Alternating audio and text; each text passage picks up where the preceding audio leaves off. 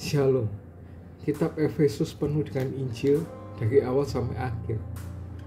Bahkan mungkin tidak ada kitab lain di seluruh Alkitab yang memuat begitu banyak Injil per meter persegi. Separuh pertama kitab ini hampir tidak lain hanyalah penjelasan Injil. Sementara separuh kedua hampir seluruhnya merupakan penerapan Injil yang indikatif, yang membingungkan diikuti oleh keharusan yang dipenuhi oleh kasih karunia dan dimotivasi oleh kasih karunia. Kabar baik dari 3 pasal pertama berpusat pada kata berkat. Khususnya semua berkat yang kita miliki berdasarkan persatuan dengan Kristus, seperti yang dikatakan di Efesus 1 ayat yang ketiga. Terpujilah Allah dan Bapa Tuhan kita Yesus Kristus, yang dalam Kristus telah mengaruniakan kepada kita segala berkat rohani di dalam surga.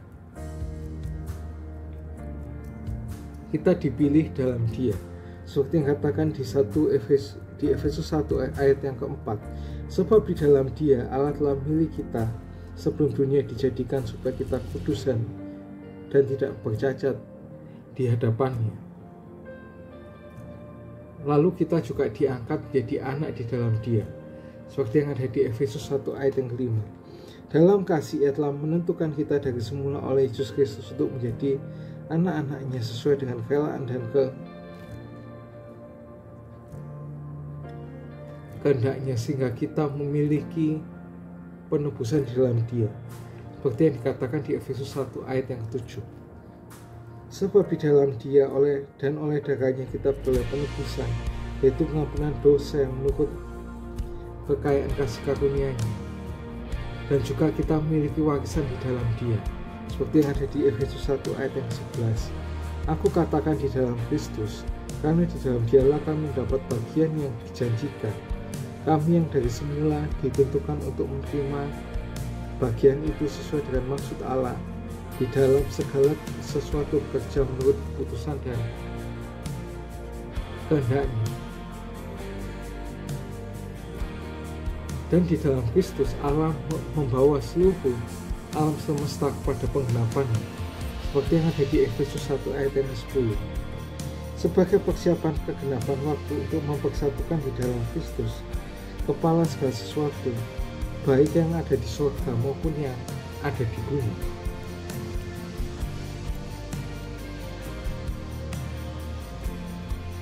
Paulus selanjutnya menjelaskan bahwa dalam kasih Kristus Allah menjalankan kuasanya yang dahsyat bagi setiap kita yang percaya, seperti yang ada di Efesus 1 ayat 19. Dan betapa hebat kuasanya bagi kita yang percaya sesuai dengan kekuatan dan kuasanya. Di dalam Dia kita yang mati karena pelanggaran-pelanggaran telah dihidupkan kembali, seperti yang dikatakan di Efesus 2 ayat 4-5. Tetapi Allah yang kaya dengan rahmat, oleh karena kasih yang besar dilimpahkannya kepada kita, telah menghidupkan kita bersama-sama dengan Kristus, sekalipun kita mati oleh kesalahan-kesalahan kita, dan oleh kasih karunia kamu diselamatkan. Di dalam Dia kita telah diciptakan untuk melakukan perbuatan baik, seperti yang katakan di Efesus 2 ayat yang ke-10.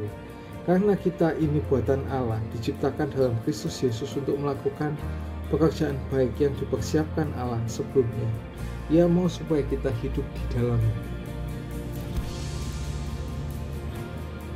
Di dalam Dia yang dulu kita jauh menjadi dekat, seperti yang katakan di Efesus 2 ayat yang 13. Tetapi sekarang di dalam Yesus Kristus Yesus, kamu yang dulu jauh sudah menjadi dekat oleh darah Kristus. Di dalam Dia musuh lama dapat berkumpul bersama dengan damai, seperti yang dikatakan di Efesus 2 ayat yang 14. Karena Dialah damai sejahtera kita, yang telah mempersatukan kedua pihak, yang telah merubuhkan tembok pemisah perseteruan.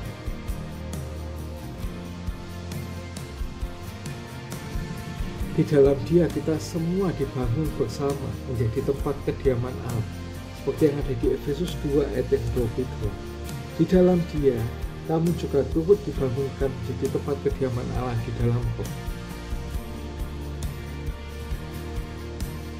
Semua ini adalah milik kita di dalam Kristus. Itulah sebabnya Paulus berdoa 2 kali, agar kita dapat mengenal Kristus lebih lagi. Seperti yang dikatakan di Efesus 1 ayat yang ke-15-19. Karena itu, setelah aku mendengar tentang imanmu dalam Tuhan Yesus dan tentang kasihmu terhadap semua orang kudus, aku pun tidak berhenti mengucap syukur karena kamu, dan aku selalu mengingat kamu dalam doaku dan meminta Allah Tuhan kita Yesus Kristus, yaitu Bapa yang mulia itu, supaya kamu memberikan kepadamu roh, hikmat dan wahyu untuk mengenal Dia dengan benar, dan supaya Ia menjadikan mata hatimu terang agar kamu mengerti pengharapan apakah yang terkandung dalam panggilannya, betapa kayanya kemuliaan dan kemuliaan bagian yang ditentukan baginya di orang kudus, dan betapa hebat kuasanya bagi kita yang percaya sesuai dengan kekuatan dan kuasanya. Terus di Efesus 3 ayat 14-21, itulah sebabnya aku sujud pada Bapa, yang daripadanya semua bumi menerima namanya. Aku berdoa supaya Ia menurut kekayaan kemuliaannya menguatkan dan meneguhkan kamu oleh Roh-Nya dalam batinmu, sehingga oleh karena imanmu Kristus diam dalam hatimu dan kamu gagah berdasar dalam kasih. Aku berdoa supaya kamu bersama-sama dengan segala orang kudus memahami betapa lebar dan panjangnya kasih-Nya dan dalamnya kasih Kristus, dan dapat mengenal kasih itu sekalipun Ia melampaui segala pengetahuan. Aku berdoa supaya kamu dipenuhi dalam seluruh kepenuhan Allah, bagi Dialah yang dapat melakukan jauh lebih banyak daripada yang kita doakan atau pikirkan, seperti yang ternyata dari kuasa yang bekerja dalam kita. Bagi Dialah kemuliaan di dalam jemaat dan di dalam Yesus Kristus, turun sampai selama-lamanya.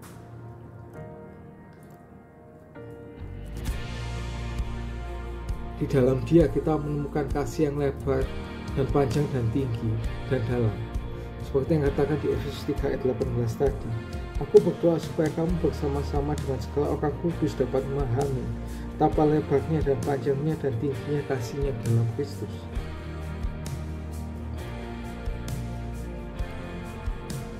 Kasih yang akan mengejutkan dan kasih yang akan melampaui pengetahuan, seperti yang ada di Efesus 3 ayat 19-20.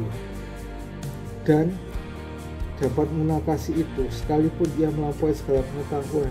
Aku berdoa supaya kamu dipenuhi dalam seluruh kepenuhan Allah, bagi Dialah yang dapat melakukan jauh lebih banyak daripada yang kita doakan atau pikirkan, seperti yang ternyata dari kuasa yang bekerja dalam kita.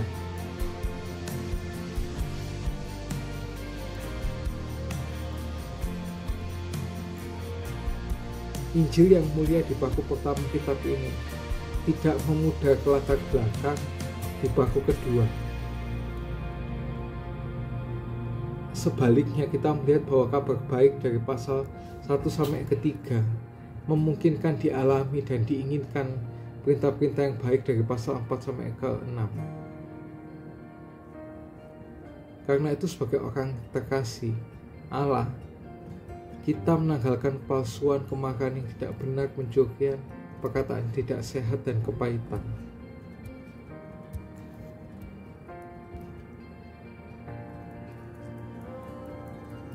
Kita menakan kebenaran, kemarahan yang benar, kerja keras, percakapan yang membangun, dan belas kasihan, seperti yang katakan di Efesus 4 ayat 17-32.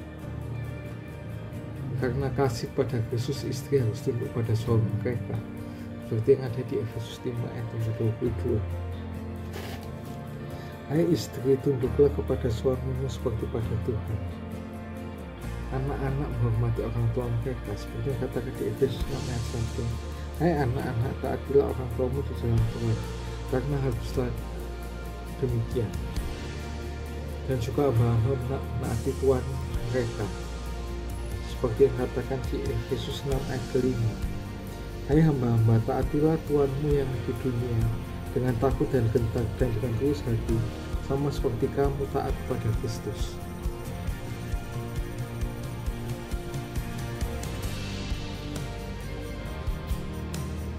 Suami menyerahkan nyawa untuk istri mereka seperti dikatakan di Efesus 5 ayat 25.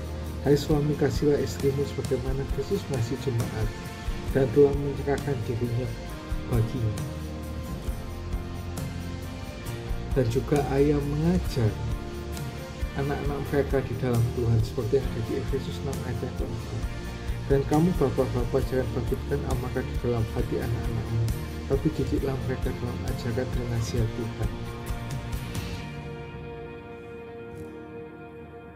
Dan juga Tuhan berlaku baik terhadap hamba-hamba seperti yang ada di Efesus 6 ayat ke-9.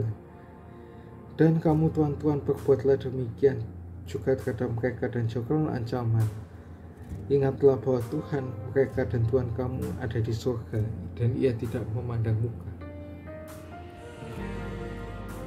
Dengan berpegang teguh pada kasih Kristus, kita berdiri teguh melawan iblis dan menolak si jahat seperti yang katakan di Efesus 6 ayat 10-18.